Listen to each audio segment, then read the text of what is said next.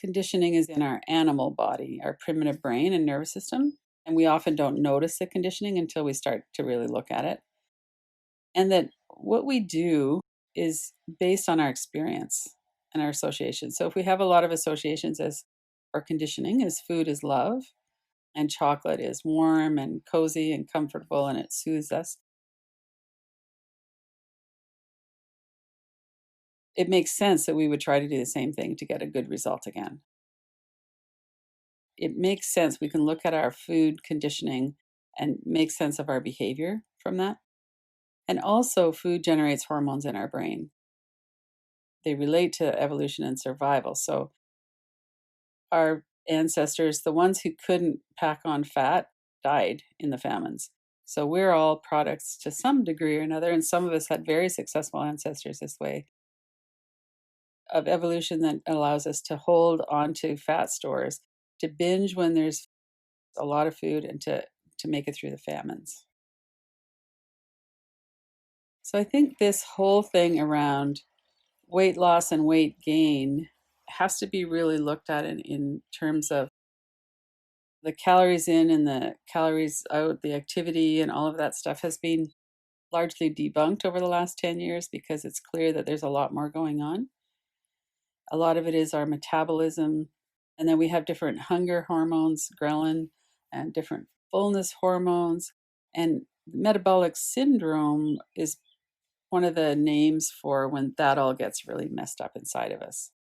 So we have a system that reacts to certain high fat foods and high sugar foods and a lot of food because that's how we've evolved over time. But also in our individual life, we may have really reinforced those associations. So for me, when I started eating ice cream and sugar and stuff when I was early teens, that's happened really through my whole life with long periods of not really doing that and things were fairly calm. And then when something would ramp up, then I would go back to that. So I have a well established superhighway in my hormone system for that. And a lot of us do. And so when we emotionally need some kind of comfort, that's where our mind goes. But also, our body is kind of driving that, our hormones are kind of driving that. And we have a really powerful system that drives that eating. So it's not like we can just use willpower. And that's a lot of the research now is saying willpower isn't really the whole picture. And willpower is actually pretty unreliable. And we need to look at a wider picture. So I wanted to talk a little bit about some of the politics of food, as we were talking about earlier. And Kate Winslet is a well-known movie star. I love her speaking out about these kinds of things. In an interview once, she was talking about body size, and she's kind of curvy, as she calls it. But she said, I don't look as good in real life as I look on photo shoots and different things. She says, I look like a real person. And those images that we're all trying to look like actually aren't real. That's not even what I look like. And she also talks about, as a child, she never heard any of the women in her life expressing that they felt good about their bodies. So we don't have a culture of celebrating our bodies at whatever size. We have a diet culture of shaming ourselves and each other if we're not a certain size. But the unrealistic part of that is that we can't really ever actually get there because it's not something that our human bodies do.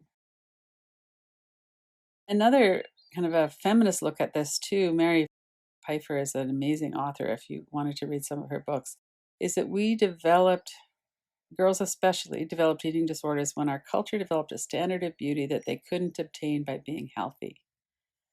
And that when that unnatural thinness became attractive, girls did unnatural things to be thin. And again, we're talking about understanding our behavior. This is how we can track that. This is how it happens. We have a culture that celebrates certain things and shames other things, and then we try to measure up. So this photo on the right of the super really thin models is kind of an extreme, but that's something that is also very common in the fashion world. And from Twiggy, I remember in the 1960s, I don't have a body like Twiggy. I have big bones. I'm solid. Even when I'm a really healthy weight, I'm still solid. Probably more like the Marilyn Monroe or the Beyonce figure there. But we have this a puzzling obsession with super thin. And one reference I heard was that it's like we're trying to make women look like 12-year-old boys. No hips, no curves, just super skinny. And it's really hard because it's not a natural or healthy part of our body. So Kate Moss is a model. In 2018, she retracted her famous quote of "Nothing tastes as good as skinny feels." And it's interesting that that quote was so much shared and so kind of glorified, because we live in this culture where we glorify thinness, but we also, that quote there, "Nothing tastes as good as skinny feels except wine, cupcakes, bacon, vodka, and cheese." So we're always kind of struggling between this. You need to be this certain weight. You need to control what you put into your body. And if you don't, we're going to judge you. And then more in the last 10 years or so, there's been, Dove has had some larger body advertising. There has been some stuff around health instead of weight, but there's still a predominant culture that values skinny. And the food police is something that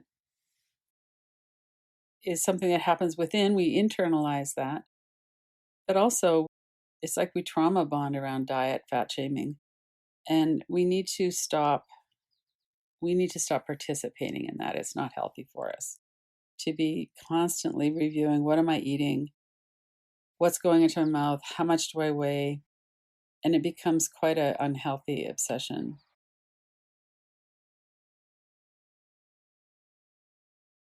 I'm so bad for eating this cake, and the woman's going, you're eating food, not burning down an orphanage. Like, we have this really dramatic all or nothing thinking around this.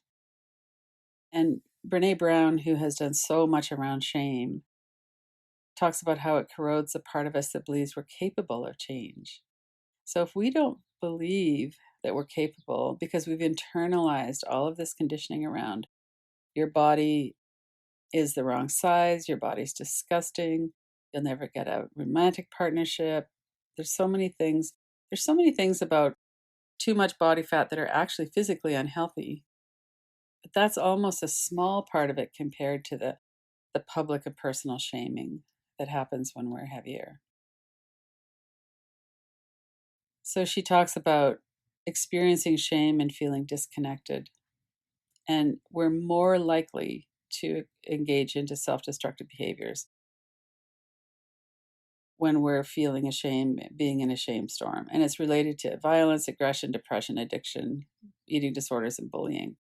And we know that from our work that we do ongoing, is that we have this shutting down. We can't actually function when we're in shame. And we've been seeing a lot of kind of shaming around the pandemic with COVID-19 as well. A lot of people have gained weight during this, and sometimes it's a little bit and sometimes it's a lot. There's a lot of fear and a lot of loneliness and isolation, and oftentimes we will use food to comfort ourselves. People aren't able to get out and go to the gym until recently, and some, depending on where you live, you might not be still. So there's a lot of things that come into this acceptability of fat shaming in our culture. And some of that comes up as jokes like, I'm getting through the pandemic by drinking or by eating, and there's kind of a defiant component to that. So notice what's happening in your body. Let's just take a moment to check in here. Notice your body, your breath. It was quite shocking and not at all surprising when I was looking at images. If you just go into Google Images and look at fat shaming or anything like that, there are thousands of images that come up. And a lot of the extreme stereotypes that we have, almost all of them are based on shame. And some of them are things like fat people are, and then, lazy, stupid, out of control, slobs, Walmart shoppers. So there's a trailer trash kind of a judgment around class as well that comes into this. But there's a pretty predominant acceptability to ridicule fat people. There was a video a few years ago of some woman, a comic, I think, although it wasn't very funny, who really went on a rant against people who were not able to stick on their diets. And it was so extreme that she was actually called out for it a little bit. But there was millions of people who viewed that video, and a lot of them agreed with what she said. So one of the things that we could really acknowledge to ourselves, and we'll work with this a little bit in a minute with the inquiry, is that it's shaming to be fat, to have more body weight than what people think we should have or people think is healthy. And we might also have that same shaming going on inside. And it's such a complicated mixture of emotion and ideas and conditioning, shaming, turning against ourselves, that we do want to be healthy. And I certainly am not suggesting to anybody that we should just eat whatever we want and never exercise, and that's a good thing to do, because it's not. It's a really sad thing when we're doing that. And there are reasons why we're doing it. And so to shame ourselves or to be shamed by others really makes it a lot worse. And I've had periods in my life when I've been quite heavy, and I've had periods when I've been kind of a normal weight. And I've noticed a dramatic difference in how people treat me, especially around eating. And that's not an accident that's happening at different weights, different experiences at different weights. So one thing we talked about a little bit last week too is that control and perfection are trauma responses. And one thing with anorexia, bulimia, and binge eating disorder is a lot of that is about control. That someone might be able to hurt and abuse us, but nobody can make us eat and nobody can make us stop eating. And unfortunately, this develops into a whole lot of different skewed perceptions, skewed neuroceptions of how we actually look or what's the right thing to do. We get into a lot of black and white thinking as well. But body dysmorphia is something that's relatively common, and it's a distortion of how we see ourselves. We actually can't look in the mirror and see someone who's healthy. We see someone who's larger or smaller, usually larger than what we actually are. So Dianne Bondy is a yoga teacher, actually from Canada, around Windsor. And she's a larger size, and she has some really wonderful programming, but she's also just a really good example of how someone can be a larger weight or heavier weight and have strength and grace. And she's a wonderful yoga teacher. And she talks about the perfect body as a myth. We have different sizes of bodies, they work different ways. Some people like me have bigger bones, some have a more slender skeleton. And that in order to really come to terms with ourselves, whether it's our height or weight, different kind of things around our bodies, is that we have to learn how to love ourselves. And that's really hard in a culture that teaches us self-hate and that teaches us and drives us to try to do something different in order to be acceptable. So there are a lot of resources around this, a lot of books and podcasts and different things around body size and fat shaming. And it's very helpful to get the basics of that down and to really, if you were to do a review on all of the ads that you see right now, very, very seldom do we see larger bodies having fun. It's usually the slender ones that fall into a certain acceptable range. And we're very affected by that. So we're going to go into the inquiry in a minute. So we're just the reminder, what we're going to look at is the conditioning on the left. So if you could imagine that there's some kind of a structure to outside of your body on the left side. And in that is all your conditioning, your beliefs, your experiences, times you've been fat shamed or that you felt disgusting or whatever it might be. And then in the middle is where we're going to do some inquiry. And then the idea is to get free of all of that conditioning on the left so that we can be free. And you might imagine that as this empty, open space on your right hand side of your body. We're going to take several minutes for this. So if you wanted to journal a little bit with this, you could. If you want to kind of work eyes open, eyes closed, you could lie down, you could sit up. So let's look at these. And you might have different conditioned beliefs that you're looking at. I've put down a few different ones here. I need to have a perfect body to be loved.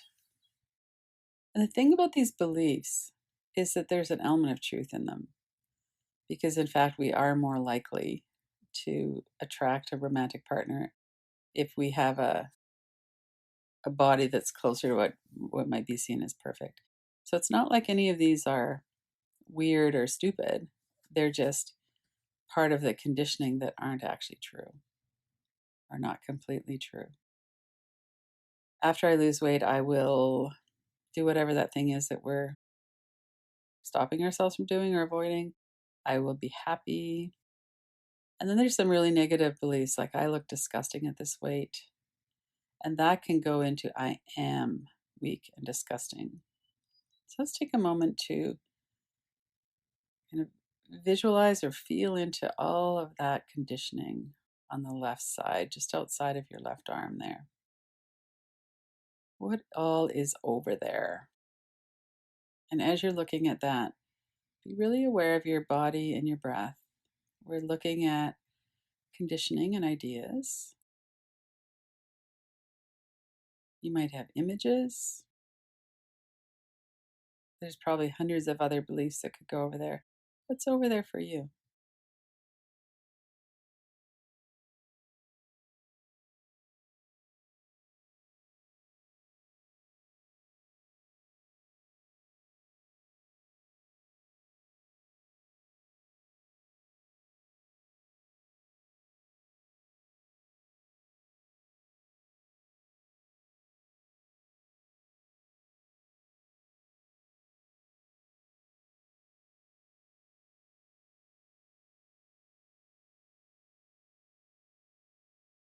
And if some of them are a little bit too intense, you could be working with your eyes open, which helps. Put words and images on the wall across from you. You could do some tapping, bring up a picture, words, and then take your attention into the sound of the tapping, sensation of that on your forehead. Put a frame around the picture. Notice all the space all around this frame. Shift your focus from the picture to what's on the outside of that. Use some of the tools if you need to kind of take that intensity down a notch. What all is in that pile of conditioning?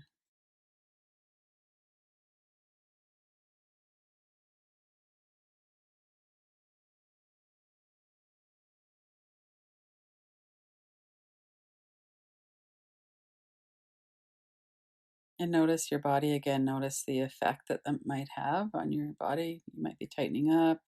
Breath might not be as easy. Take a few breaths. Notice your feet on the floor, your seat on the chair.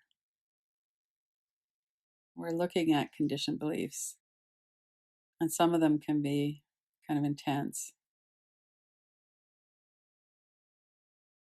And we're really affected by these beliefs, whether we know what they are or whether they're unconscious.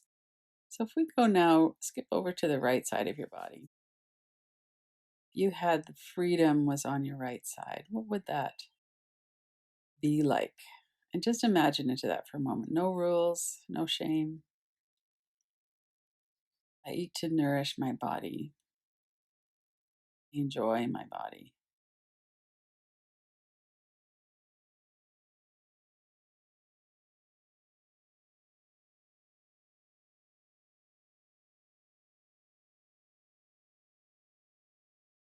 And take a moment just to really feel into that. What would your life be like? What would change?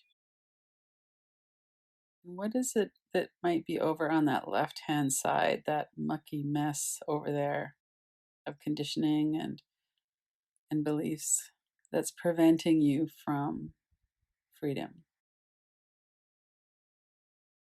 from enjoying your body being on your own side.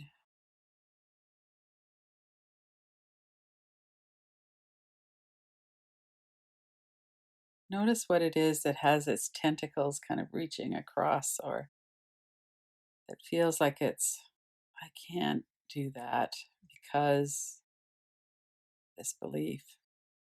And then we're going to take several minutes now to do some inquiry. So you could use one of the ones on the screen. I love my body at the size I am now. I am not a weak, fat slob stereotype. I don't prove my worth as a person by controlling my body.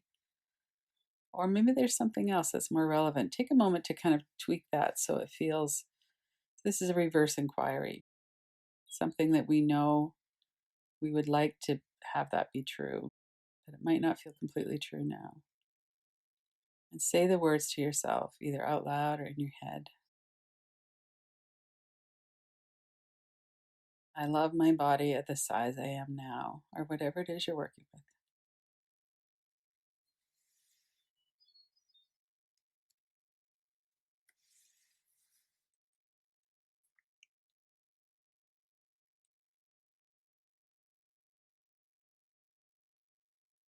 When something is not completely true or we have resistance to it, we'll feel that in our body as a sensation or energy. Thoughts will come in. Well, I can't really love my body at this size because it's disgusting. It's not healthy. What is it that's holding you back from the freedom of loving your body at the size you are now?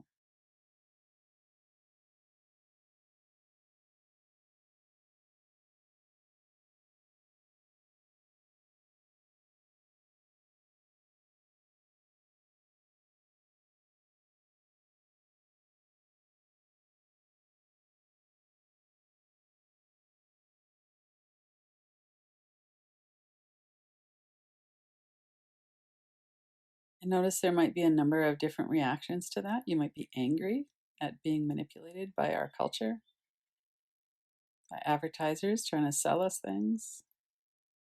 There might be sadness or grief.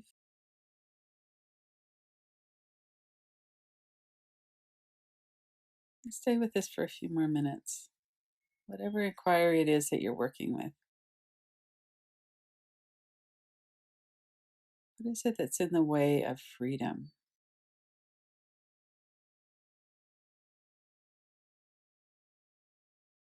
Don't forget about tapping, tracing, focus shifting, all of those ways that we can lessen the intensity and then just come back into the body. Breathe.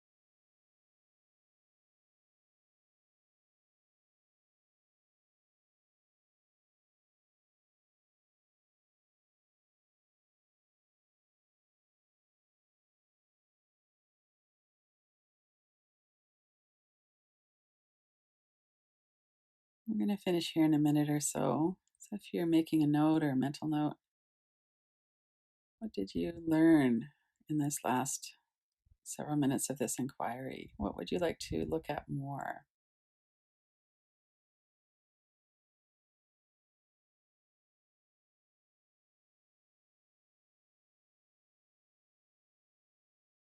And take a moment to visualize what that will be like over on the right side of your body, that open space of freedom. It's just as we were conditioned, we can decondition ourselves. We don't have to believe this forever. What will that feel like?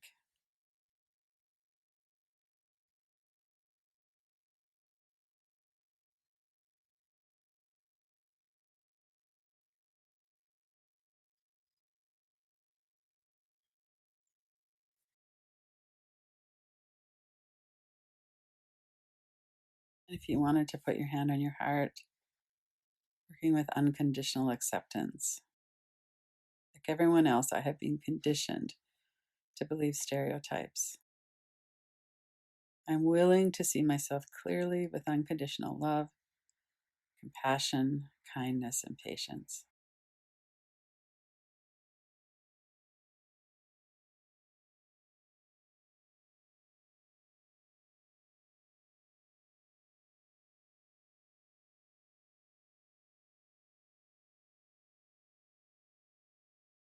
Feel that in your heart, feel that in your whole being, this willingness to be kind and loving with yourself.